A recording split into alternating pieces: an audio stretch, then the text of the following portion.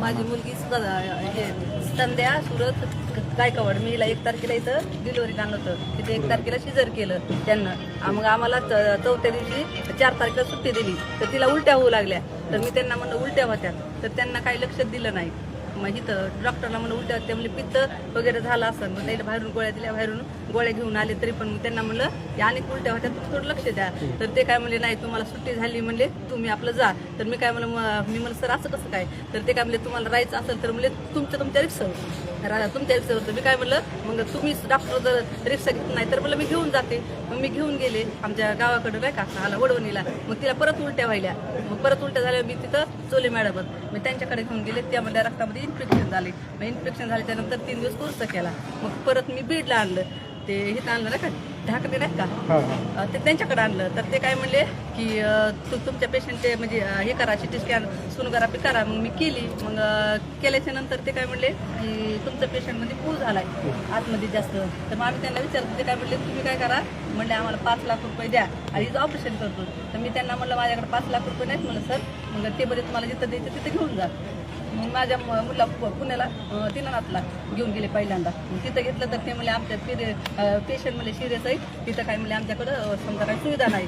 मग मी वायशमला गेले. वायशमला पण म्हणले आमच्याकडे सुविधा नाही. मग मी ससूनला गेले. ससूनला गेल्याच्यानंतर त्याने म्हणजे लगेच ट्रीटमेंट केली. ट्रीटमेंट केल्याच्यानंतर मग तिचं लगेच 11 तारखेला त्याने ऑपरेशन केलं. मग ऑपरेशन केल्याच्यानंतर ते मॅडमना बाहेर आल्या. मग त्यांना आम्हाला दाखवलं. त्यांनी विचारलं कुठं केलं तिथं ऑपरेशन. तर मी त्यांना सांगितलं की आमच्या इकडे बीडला रुग्णालयामध्ये. तर ते मला हे डॉक्टरच का कोणच म्हणलं म्हणजे समजा असं करते मला सोबत. त्याने दाखवलं हेड. तर त्याच्यामध्ये एक कापड होतं आणि हातामध्ये क्लोज होते म्हणजे हातामध्ये पोटामध्ये. मग नंतर ते ऑपरेशन झालं. 2-3 दिवस म्हणजे बरी झाली. परत आणखीन ते जास्त इन्फेक्शन झालं. परत तिचे आतडे तुटल्याच्या नंतर परत ऑपरेशन केलं तिचं. आता ससरला माझी मुलगी ॲडमिट आहे. ज्यांच्याकडून ते झाले गुन्हा त्यांच्यावर कारवाई लगेच करावी असं. आता तुम्ही वरी CS ला भेटलात का काय म्हणणं आलं त्यांचं. ते CS म्हणणं आहे की म्हणजे CS ला माहिती आहे 9 तारखेला म्हणजे ते म्हणतात आम्हाला कल्पना आहे म्हणजे ते ढाकणे आहेत ते कुठले ढाकणे त्यानं ते 3 वाजेपर्यंत मला संपर्क करत होते.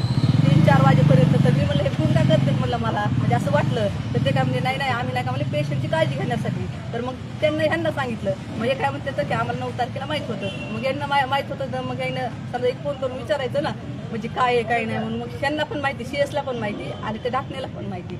म्हणजे यानं काय केलं दाबण्याचा प्रयत्न करते ते. सदरील डॉक्टरवर कारवाई न झाल्यास पुढचा इशारा काय असणार आहे. आम्ही उपोषण करू. आम्ही म्हणजे इथं आंदोलन छेडू. आम्ही काय पण करायची तयारी. कारण माझ्या मुलीचा जीवनाचा प्रश्न आहे. कारण आज माझी मुलगी तिथं आयुष्यामध्ये आहे. तिथं काहीच करणार. डॉक्टर म्हणते तुमचं नशीब आमचा प्रयत्न चालू. त्याच्यामुळे तात्काळ ह्यांच्या सगळ्यावरच कारवाई करण्यात येईल ही आमची मागणी आहे. तात्काळ झाली पाहिजे.